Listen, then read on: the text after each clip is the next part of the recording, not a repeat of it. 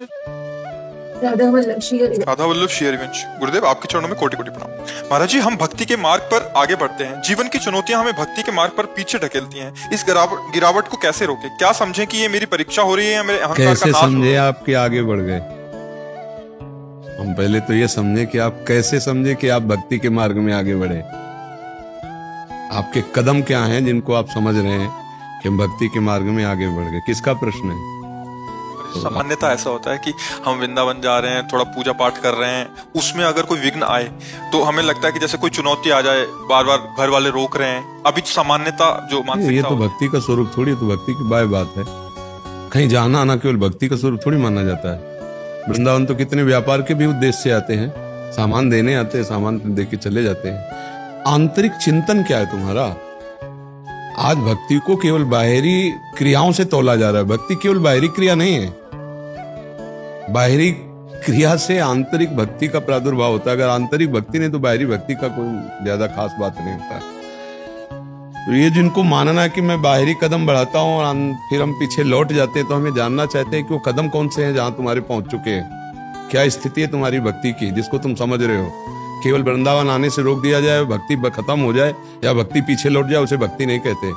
भक्ति का मतलब होता है प्रतिपल प्रभु का स्मरण, तदर्पिता अखिलाचारिता तद्स्मरणेन परम व्याकुलतेत। हर आचरण अपने आराध्य देव के लिए हो और हर समय नाम जप चलता रहे। अब इसको कौन पीछे रोक सकता है?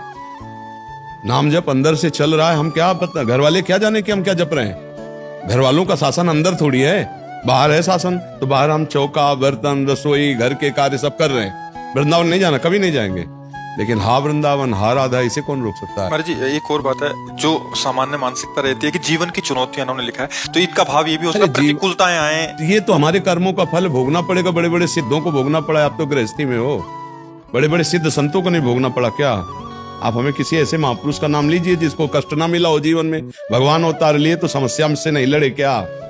राम जी को 14 वर्ष का वनवास हुआ कि नहीं हुआ? कृष्ण जी को कितने राक्षसों से लड़ना पड़ा?